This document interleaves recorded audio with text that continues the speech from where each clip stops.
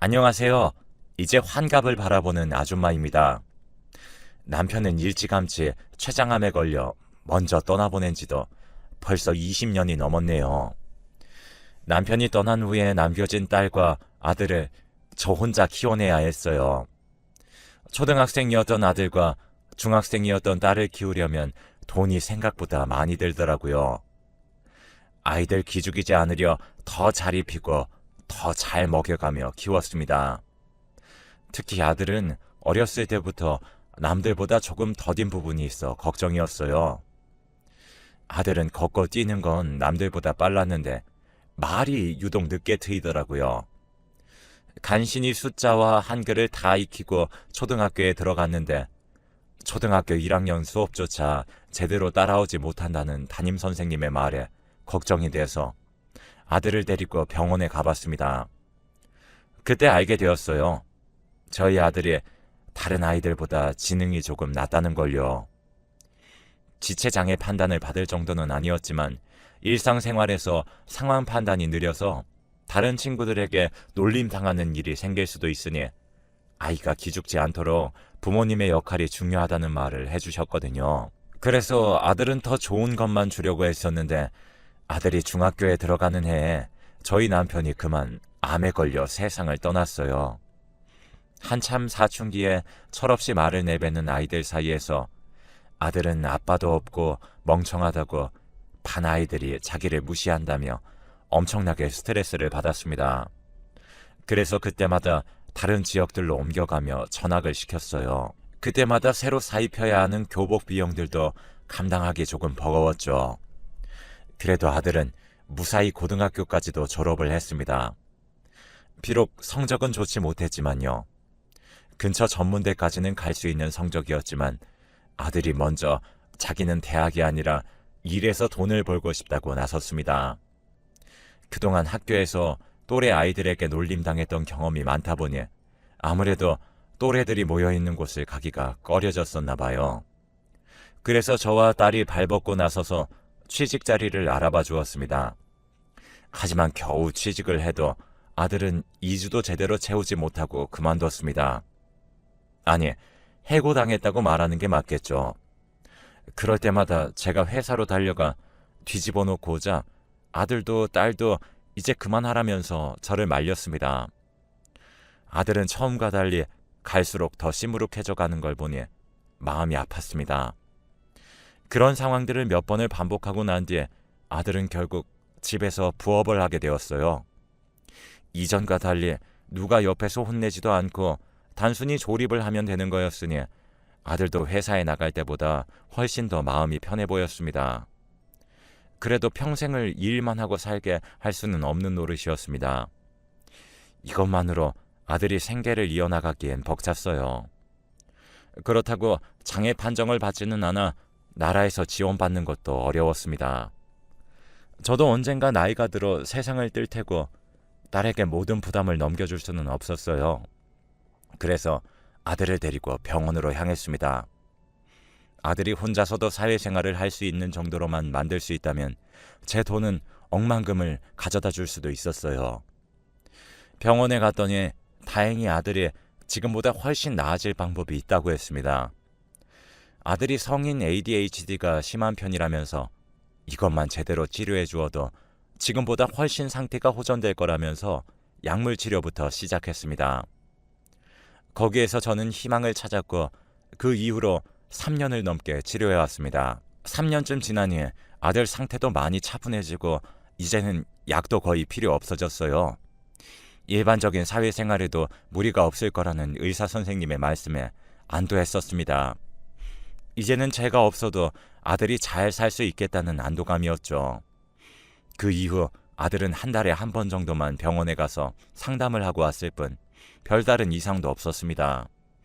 거기다가 혼자서 공장에도 취직했죠.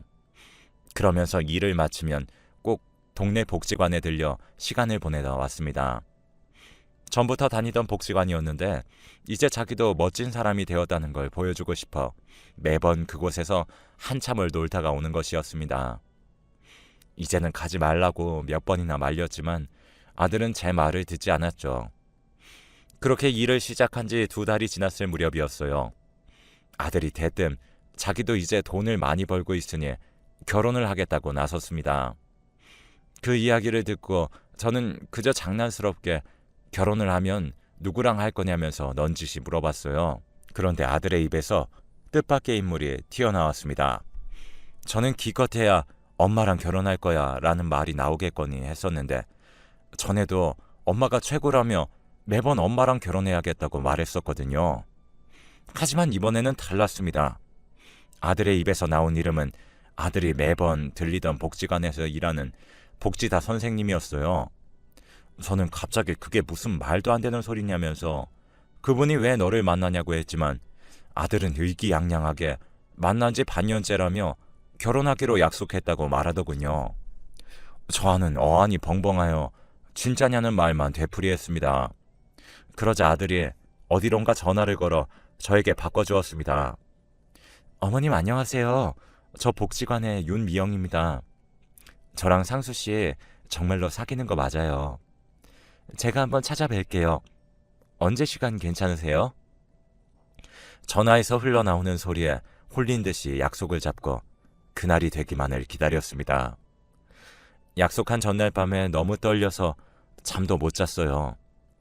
사실 아들의 상태를 알고 난 이후로 아들이 남들과 같은 평범한 삶을 살아간다면 좋을 테지만 그게 어려울 걸 아니까 매번 그런 욕심을 버리자고 생각했었거든요. 그런데 사회복지사 선생님과 그렇게 만난다고 하니 믿기 어려웠습니다. 약속한 장소에서 복지사 선생님을 만나자 늘 그렇듯 인자한 미소를 머금고서는 저에게 차분하게 설명해 주었습니다. 어머니, 상수씨 일반인이랑 다를 바 없어요. 어머님이 제일 잘하시잖아요. 아니, 오히려 상수씨는 일반인보다 훨씬 좋은 사람이었으면 좋은 사람이지 결코 그 누구에게도 지지지 않는 사람이에요.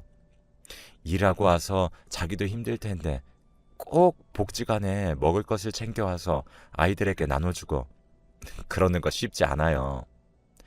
저는 그런 모습을 보고 상수 씨한테 반한 거예요. 저는 그래도 도무지 이해가 가지 않았습니다. 제가 아무런 말도 없이 여전히 이해가 가지 않는다는 표정을 짓고 있자 복지사 선생님은 이번엔 조금 더 크게 웃음을 내보이며 말했습니다. 사회복지사 하면 일은 많이 하는데 그만큼 돈도 못 모으고 이런저 좋아해 주는 것도 상수 씨가 처음이에요. 거기다 제 나이도 상수 씨보다 훨씬 많은걸요. 오히려 제가 상수 씨보다 부족한 면이 훨씬 더 많은 것 같은데요. 그러면서 상수와 둘이서 손을 꼭 붙잡고 있는 것을 보니 그제야 조금 믿을 수 있었습니다. 그래도 두 사람이야 좋으면 그만이라지만 며느리의 집에서 반대를 하지는 않을까 걱정이 돼 물어보았어요. 집에서는 결혼하려는 거 알고 계시나? 당연하죠. 어머님, 저희 어머니도 상수씨 엄청 마음에 들어 하세요. 저번에 복지관에 갖다 주러 오셨다가 상수씨랑 한번 만나셨거든요. 어떻게 일하고 와서 이렇게 할 수 있냐면서 엄청 대단하다고 하셨어요. 사돈도 그리 말했다고 하니 그제야 마음이 푹 놓였습니다.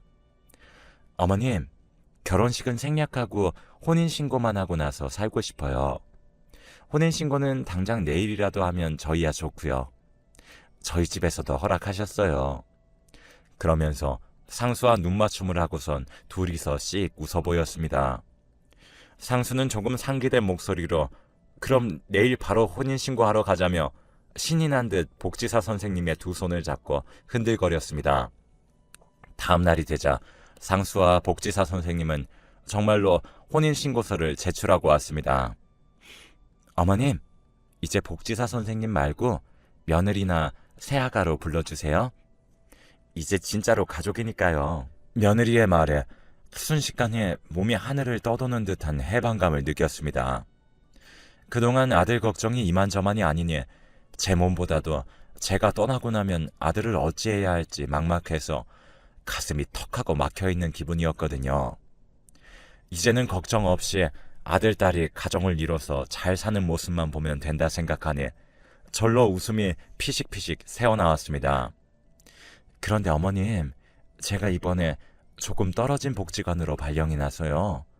상수 씨랑 저는 제가 모아놓은 돈이 있으니 따로 집을 구해서 나갈게요. 어머님 몸도 안 좋으신데 저희마저 멀리 가버려서 너무 죄송해요. 상수와 처음으로 멀리 떨어져야 한다는 불안한 마음과 동시에 며느리 돈으로 집까지 구해서 나간다고 하니 미안한 마음도 앞섰습니다. 이 집 전세금 빼서 너희 집 구하는데 보태줄 테니 조금만 기다려보렴. 나는 이제 혼자 살 테니 이것보다도 작은 집으로 이사 가면 돼. 둘이서 살기에도 크다 생각했는데 이참에 이사도 해야겠구나. 제 말에 며느리는 한사코 그럴 필요가 없다면서 손사래를 쳤지만 제가 해줄 수 있는 게 이뿐이라 저도 물러서지 않고 결국엔 제 뜻대로 했습니다. 그리고 상수가 이사가는 날이 되자 한 번도 제 곁에서 떼어놓지 않았던 애를 멀리 보내려니 마음이 벌써부터 적적해져 왔습니다. 상수는 그저 신이 나서 제 아내 뒷공무니를 졸졸 쫓아다녔지만요.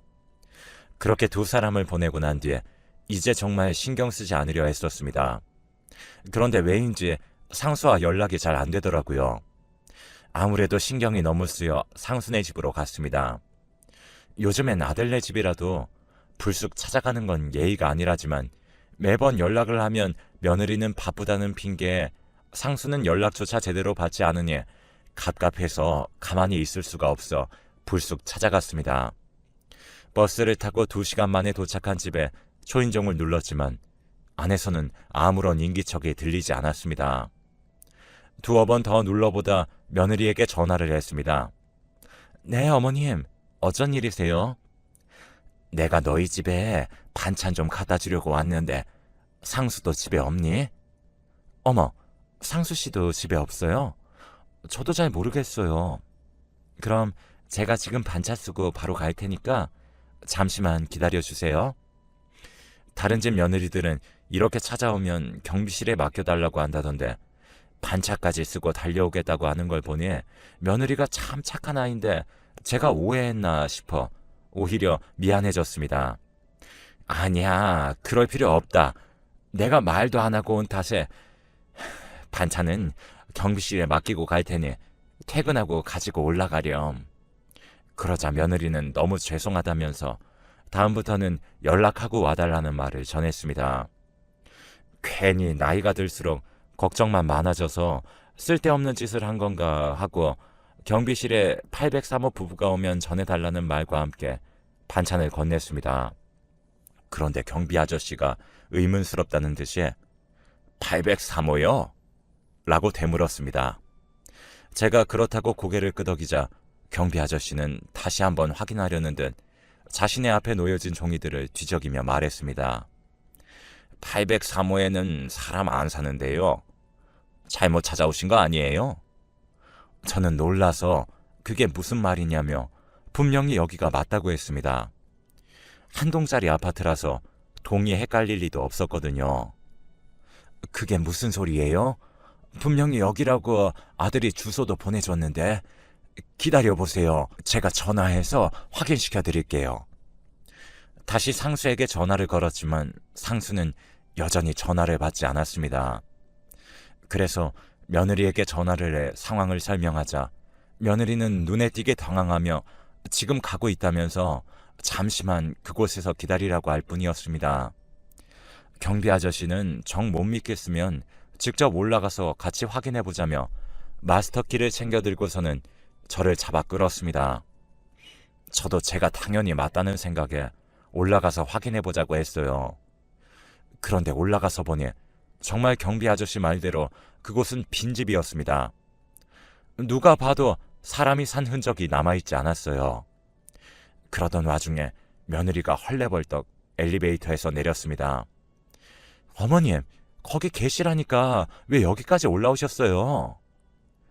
지금 내가 올라온 게 문제가 아니라 너희가 집 이사했니? 아, 네네, 맞아요.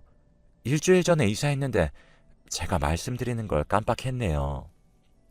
그럼 이사한 집으로 가자. 여기 반찬들 밖에 너무 오래 놔둬서 상하겠다. 며느리는 무거우니 자기가 집에 내려놓고 올 테니 근처 카페에서 쉬고 계시라는 말만 반복했습니다. 그래도 저는 여기까지 온 김에 아들도 보고 가야겠다는 생각이 들어 상수에게 다시 전화를 걸었어요.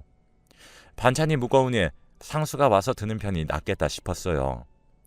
그런데 이상하게 상수는 여전히 전화를 받지 않고 상수에게 전화를 걸 때마다 며느리의 가방에서 진동이 울리는 겁니다. 몇 번씩이나 제가 전화를 거는 타이밍과 진동이 울리는 타이밍이 딱 맞아 떨어졌어요. 며느리의 가방을 낚아채서 속 내용물을 뒤졌습니다. 그러니 떡하니 상수의 휴대폰이 나오더라고요. 그때부터 예감이 너무 불길해졌습니다. 몇 번의 상황이 있었지만 아닐 거라고 생각하고 넘겼는데 혹시나 상수를 어찌한 걸까 싶어 버럭 소리를 지르며 정신 나간 사람 마냥 상수는 어디 있냐며 소리를 지르니 며느리는 저를 진정시키고 그제야 집에 있으니 집으로 가자며 저를 자신의 차에 태웠습니다. 가는 동안 며느리는 계속 이사한 집에 아직 정리가 덜 돼서 어머님에게 보여드리기 부끄러워서 그랬다며 전화기는 상수가 아침에 실수로 집어넣은 것 같다고 오해라면서 찬찬히 설명해 주었습니다. 가는 동안 그래도 흥분이 가라앉아 내릴 때쯤에 미안하다며 오히려 제가 사과했죠. 집에 가니 정말로 상수가 있긴 했습니다. 잘 챙겨 먹고 있었는지 오히려 더 건강해 보였습니다. 그래서 제가 단단히 오해했구나 싶었죠. 오랜만에 저를 만난 상수는 달려와 저에게 폭삭 안겼습니다. 덩치도 큰 녀석이 다시 아이처럼 구는 모습을 보니 코끝이 절로 찡해졌습니다. 그리고 집을 둘러보니 조금 엉망이긴 하더라고요. 짐도 여기저기 덜 풀려있기도 했고요. 그래서 짐 정리를 도와줘야겠다는 생각에 가장 커다란 박스부터 정리하려고 했습니다. 근데 위에 있는 짐을 덜어내던 도중에 박스가 덜컥하고 흔들리는 겁니다. 뭔가 이상하다 싶어 한 번에 뭉텅이로 옷가지며 자질구레한 것들을 꺼냈는데 가장 아래에서 누가 봐도 병색이 깊은 병원복을 입은 한 남자가 있었습니다. 너무 놀라 제가 소리를 지르니 상수는 제 손을 잡고 집을 뛰쳐나왔어요.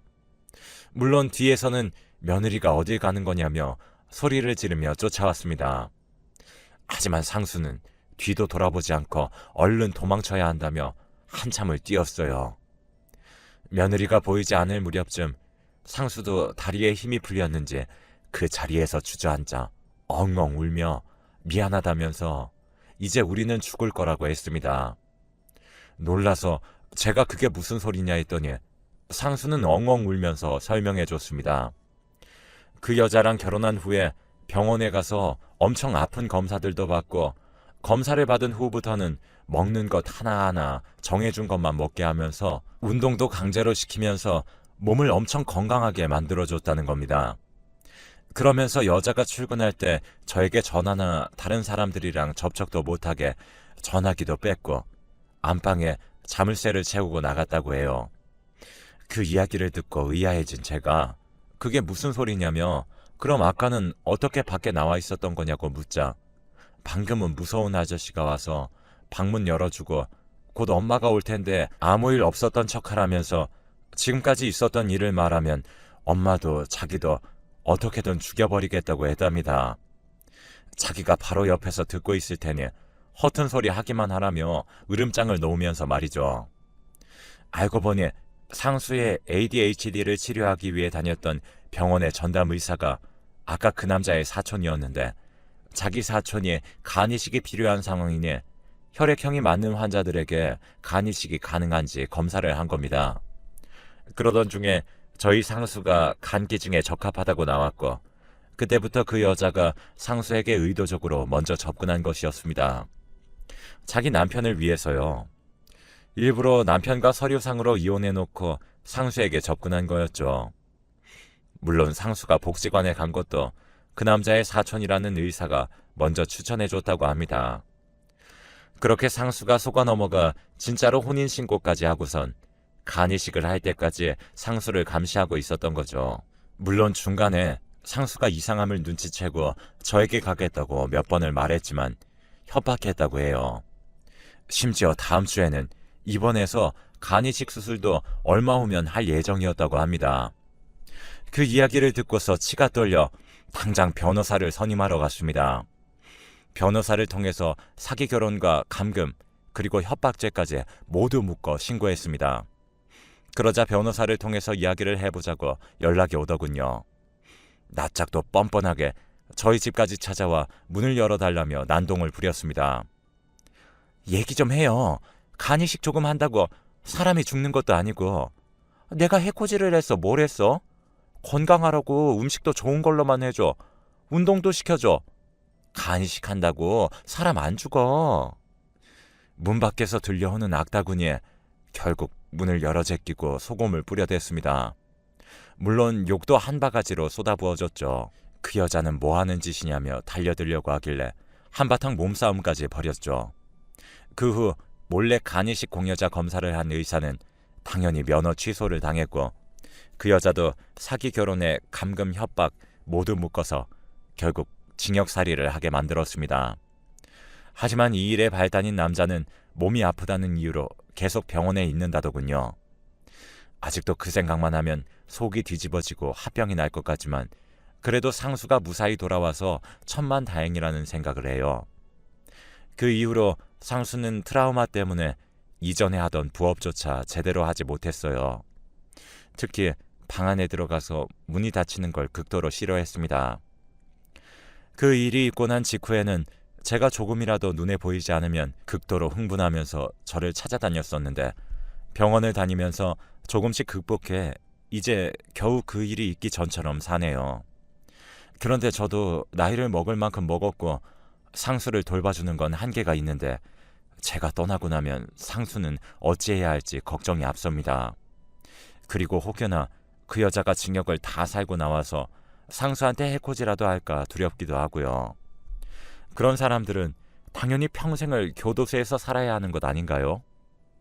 이제 앞으로 어떻게 해야 할지 너무 막막하네요. 가해자들은 발 뻗고 자고 피해자들이 더 움츠러들어 있다는 현실이 너무 갑갑합니다. 그래도 저밖에 모르는 상수를 위해서라도 힘을 내야겠죠. 여러분들도 아무리 힘든 일이 있어도 포기하지 마시고